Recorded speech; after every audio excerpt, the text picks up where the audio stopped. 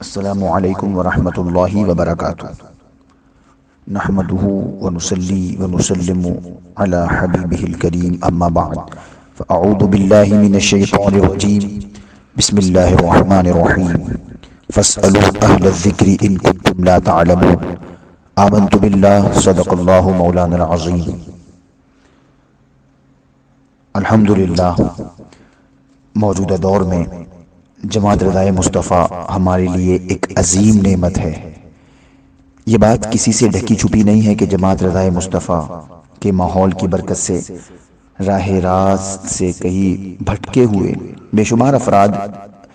خوف خدا اور عشق مصطفیٰ صلی اللہ علیہ وسلم کے پیکر بن گئے۔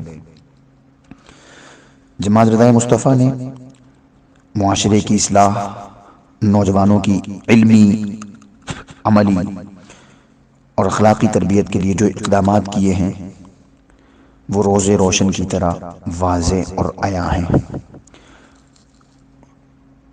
انہی اقدامات میں سے ایک بہترین قدم پھر آپ حضرات کے سامنے پیش ہے، بارگاہ خداوندی اور بارگاہ مصطفی کے آداب اور ضروری مسائل پر مشتمل، تاکہ اللہ کے گھر کے مہمان اور حبیب خدا صلی اللہ علیہ وسلم کے عشاق اس عبادت کو احسن طریقے سے بجا لانے میں کامیاب ہو جائیں۔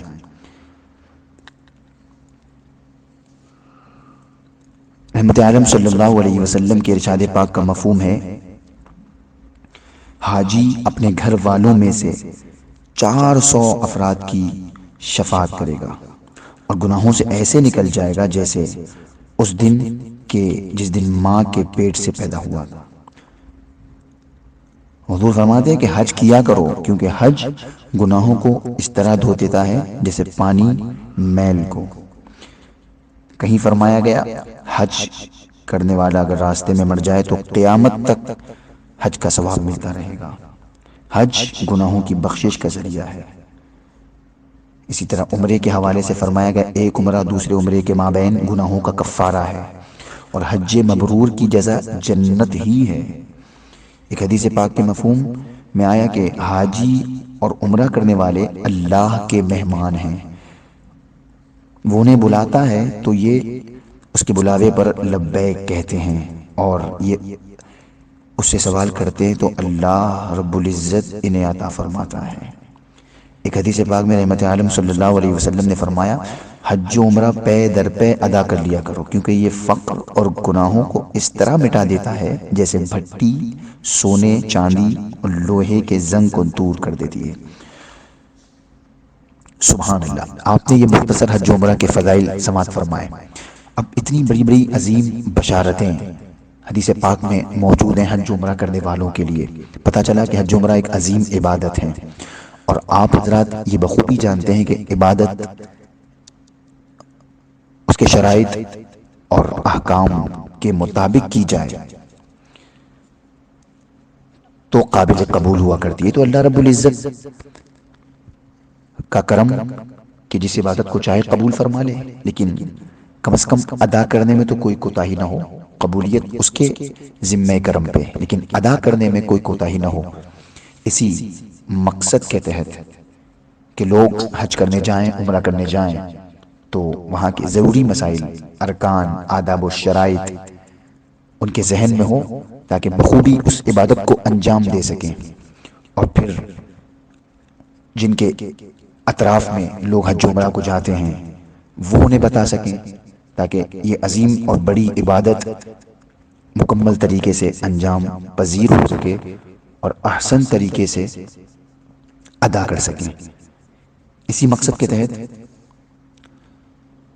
اور پھر مدینہ منورہ کی حاضری، سبحان اللہ، ادبگاہیست زیر آسماں از عرش نازک تر، نفس گم کردمی آیت جنید و بایزیدی جا۔ وہ مدینہ منورہ جس کے بارے میں قرآن مجید میں فرمایا گیا یا ایھا الذین آمنوا لا ترفعوا اصواتکم فوق صوت النبی ولا تجهروا له بالقول كجهر بعضكم لبعض ان تحبط اعمالكم وانتم لا تشعرون، کسی نے بہت خوب کہا، اے پائے نظر ہوش میں آ، کوئے نبی ہے، آنکھوں سے بھی چلنا یہاں بے ادبی ہے۔ امام اہل سنت رضی اللہ تعالیٰ عنہ فرماتے ہیں، حرم کی زمین اور قدم رکھ کے چلنا، ارے سر کا موقع ہے ہو جانے والے۔ اور کہیں فرمایا، اس کے طفیل حج بھی خدا نے کرا دیے، اصل مراد حاضری اس پاک در کی ہے۔ اتنی مقدس بابرکت سرزمین مدینہ منورہ، جہاں کی حاضری ہر مومن کے دل کا ارمان ہے، اور جو مقدس دیار ہر مومن کے دل کی دھڑکن ہے، تو وہاں کس طرح جانا ہے، کیسے رہنا ہے، کس طرح ادب سے رہنا ہے، اونچی آواز نہ ہو، چلنے پھرنے میں کیا انداز ہو، اور پھر حج بیت اللہ کے ارکان اور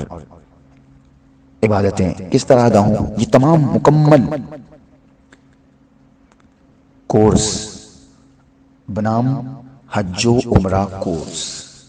لے کر کے جماعت رضا مصطفیٰ آپ کے سامنے حاضر ہے۔ اللہ کا کروڑ بار شکر و احسان کہ اس نے جماعت رضا مصطفیٰ کے اراکین کو یہ خدمت دین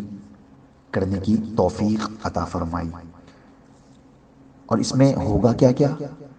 کیا کیا پڑھایا جائے گا،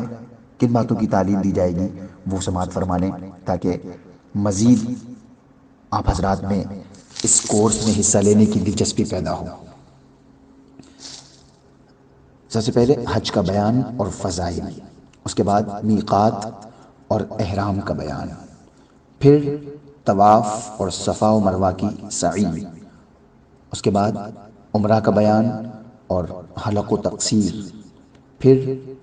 حج قران، تمتع اور افراد، اور حج کی منت کا بیان، پھر جرم ان کے کفارے، اور پھر محسن کا بیان، اس کے بعد حج فوت ہونے کا بیان، اس کے بعد ہے حج بدل کا بیان، اس کے بعد ہدی کا بیان، پھر فضائل مدینہ طیبہ، اور پھر آداب بارگاہ رسالت، اور اس کے ساتھ ہی مزید حج فرض ہونے کے شرائط کون سے ہیں، اسلام، بلوغ، عاقل ہونا، آزاد ہونا، تندرست ہو، سفر خرچ، جو سفر کا خرچ ہے اس کے مالک ہو، اور پھر سواری پر قادر ہو، وقت وغیرہ وغیرہ۔ ان جیسے دلچسپ مضامین اور ضروری مسائل پر گفتگو کی جائے گی۔